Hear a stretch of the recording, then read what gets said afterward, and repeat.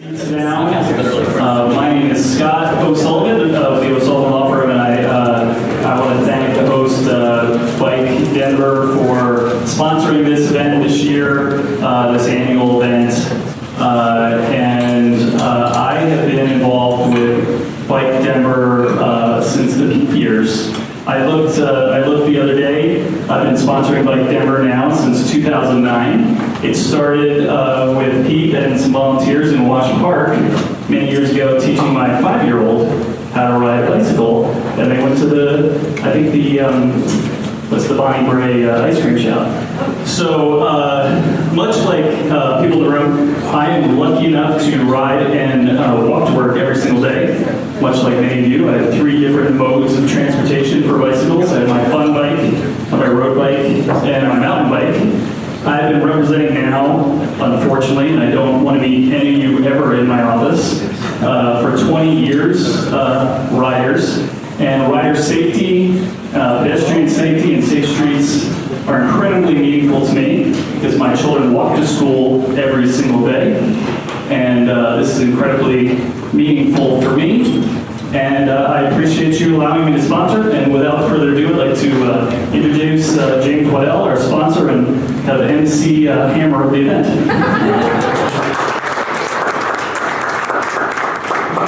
Thanks, Scott. You're the sponsor, I'm just the guy that runs the organisation, but thank you again for your sponsorship and support of our organisation. It's much appreciated. Also thanks to the Downtown Denver Partnership.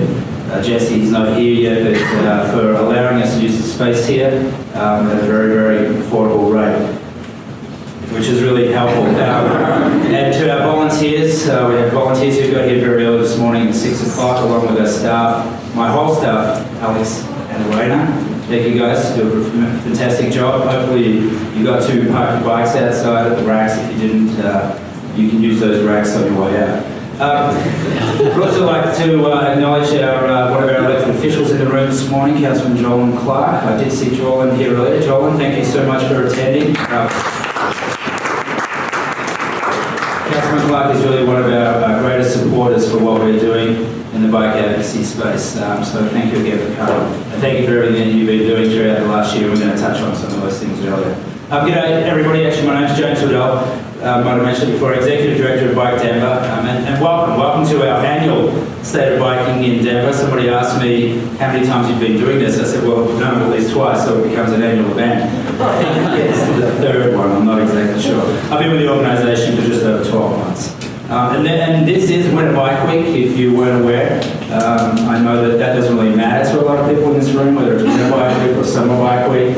It is Winter Bike Week. So Friday is Winter Bike to Work Day. So please ride your bike to work on Friday. There will be a ton of bike stations around the city. We're hosting one at 30th and Champa. So if you're Staple tonight or anybody cruising in through on Champa, swing by. We're going to have Puppy, the mandatory clip bars, and the hot tamales, I believe, from the Creamery, which is a very cool neighbourhood place in Curtis Park there. We have a tremendous panel of speakers, all seated next to each other, which is great. I've been fortunate enough to get to know these speakers over the past 12 months of my job, and I'm really excited to hear them talk and tell you what's going on in their world, which pertains to our world. And I'm really interested to hear what you have to ask of them in the question period. We're going to do some questions at the end, okay? So the speakers are going to kind of rotate through on 15-minute spots, and then you're all going to get a chance to ask your questions with the microphone out the back there. Alex will hand you that microphone. But before we race into the speakers, it's our event, so I get to give a bit of a BikeDenver download. I know you guys are really hanging out to hear what's happening in the world of BikeDenver, so I'm going to tell you in about 7 or 8 minutes. The landscape has changed for bike advocacy in Denver in the past 2 years, and I would say it's changed for the positive. You can trace this back, I believe, to September 2015 when Governor Hickenlooper announced the Colorado Pedals Project, which, if you recall, is a 4-year initiative designed to make Colorado the #1 bike state. Following up on the heels of that, in February 2016, Mayor Hancock, he announced his administration's support for Vision Zero. And then 12 months later, he went on record as saying that 2017 would be the year of mobility. So very positive comments from our elected leaders, which I think anybody who's in this business here would sort of recognise that. There's the cynics in the room and there's also the optimists in the room. You can review those comments either way, but I think if you look now at what was said then and what's happened in the last 12 months in particular, Mayor Hancock, I think he really backed up those comments to a large extent with his support for the $937 million gold bond that Denver voters overwhelmingly approved in November last year. That was a pretty big deal. Significant to that bond was that 50% of that bond was to be allocated for transportation and mobility projects. It's what you call a transportation project, what you call a mobility project is still maybe up for discussions and a bit of fluidity. But the reality was that that GO bond, really was a great step forward in the right direction. And not only was it a great step in the right direction from a funding perspective, from my perspective as a new person in the advocacy space, I thought it was a great example of the local bike advocacy groups coming together with other advocacy groups, pedestrian advocacy groups, and maybe not your regular bike advocacy groups that you can think of. And we're going to have, that's why we have Representative BikeDenver on the panel today at the State of Bike, if you're curious, and you'll hear more about that in a little bit. We have the right event. So, representatives from BikeDenver, Bicycle Colorado, BikeDenver, Denver B-Cycle, our friends from Denver B-Cycle back there. If you need your phone charged, I believe you can do that there.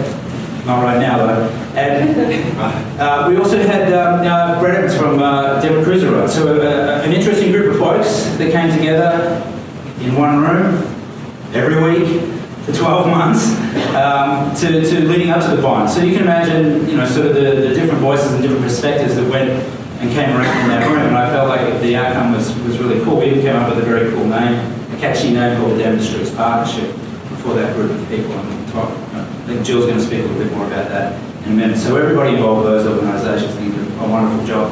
It didn't just happen by chance. As I said, the impetus for that can be traced back to the Governor Hickenlooper's Pedals project, and his decision to house that project within the State Bicycle Advocacy Group, Bicycle Colorado, is a smart one. The funding that Bicycle Colorado received and their expertise really did help deliver some oomph to the bike advocacy world in Denver. I must admit, it was a little weird at first for us to figure out how the two of us would sort of play in the same sandpit, but I think we've come through this really well, and I think we're really working it out. And without the resources that Bike Colorado brought to the table, I don't think we'd be at the mile mark that we're at right now. So to Pete and her team at Bike Colorado, I know their new executive director, Peter Piccolo. I asked him yesterday, I go, how do you pronounce your name? And he said Piccolo, and I went Piccoli, and I just gave away my age. So he's not Spicoli, it's Piccolo, and I don't know if Peter is here just yet, but we wish Peter well, we congratulate him on his position. We look forward to working with Pete and Peter and all the rest of the team at Bike Colorado to continue to do what we've done in the past 12 months. That is to make Colorado the #1 bike state and Denver the #1 bike city. Actually did put most of the illusions. So what's ahead for BikeDenver, and I guess what's ahead for all of us in the room? First I believe that the collective advocacy efforts of the Denver Streets Partnership will continue to positively impact the policy and funding decisions that are being made by our elected officials within the city. The GO bond was a wonderful start. I think our next challenge is to see if we can increase the dedicated annual funding that the City of Denver allocates, the budget allocation, whatever you want to call it, to make sure that we can get these fantastic plans that the city has. Denver moves bicycles, the Denver moves pedestrians, and I might not be referring to them exactly correctly here, Jill, thinking about Vision Zero, new mobility plan. There's some wonderful plans. The City of Denver does fantastic plans. And Dan, this is not preparing the hot seat for you, but it's just warming it up. But really, we think that we as advocates and citizens who are interested in this have a role to play in trying to help our elected officials make those decisions that we'd like to see them make, and therefore dedicate that funding. And secondly, I think BikeDenver, from BikeDenver's perspective, we're going to remain focused, while we're going to continue to support the efforts of the Denver Streets Partnership's policy and advocacy work, which is super important.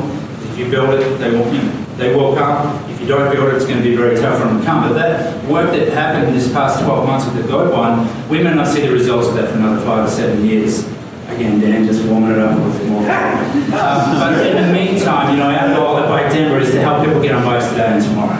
And so we're going to remain focused on delivering grassroots programming through our current CMAC funded ambassador program, through that's Emily from Dr. Cobb, thanks for being here today. It's a wonderful program, the CMAC program, and we've been working really hard on that in the past 12 months, delivering tons of workshops and group rides, commuter classes and repair shops, you name it. We've been doing. Elena and her team have been running around doing that. We're learning a lot. We've also applied for a new CMAC grant. We just want to go with the CMAC again because it's so much fun. The administration was so much fun, but the money's real, so it's very difficult to say no. We've applied for a grant for an innovative neighbourhood navigator program. The Uber for the interested but concerned, if you will. For those of you that recognise both of those terms. This is going to be a one-on-one personal navigator service that will help build confidence and community, one trip at a time. And we're going to, I won't go into too much detail about that, but that's kind of our focus for next year. In the work that we've been doing in the Baker and Five Points neighbourhood, we've talked to a lot of people. We've definitely gone in not with preconceived solutions. We've gone in to ask a lot of questions and figured out, okay, how can we help you get on a bike? And the question, or the answer that we continuously keep getting back is, I don't know where to ride, I don't know how to ride. I'll say that again because of the accent. I don't know where to ride or how to ride. And so that's really stuck with me that as an organisation, I think we can really play a strong role in that space. It seems really simple and obvious, right? But for the first 12 months in my job here, I'm like, okay, what do we actually do? What does our organisation actually do? And when we sit there and look at, as non-profits, we get really good at collecting vision statements and mission statements, and we're no different. We've got a lot of really good ones. But I was trying to line them up with what we do and what we're getting funded to do, which I think is a reality as an organisation. So we were a little bit out of sync there. I think at times we've probably been like almost an unpaid lobby firm and a really energetic event planning organisation, and neither of them have necessarily really sent a lot of money our way. So what we're trying to do is to make sure that we do the things we do really, really well, and that is getting people on bikes and showing them how to ride and where to ride. Really at the end of the day, we need to provide all Denver residents the opportunity to benefit from safe and convenient biking. That's it, and everything else in line up underneath that. We do that every day. I think we're going to go towards solving a lot of the bigger challenges, the bigger mobility challenges that our city faces. We can't do it all ourselves. We don't even claim to do that. We need everybody in the room, from all of the partners I mentioned before, and all of you to help us get there. And really, at the end of the day, we need to enable behaviour change. Because maybe I'm speaking to the converted in here. If you rode here and you're a bike person, like yeah. But we need to get beyond our own selves. We operate in the Rhino district within the 5 Points neighbourhood.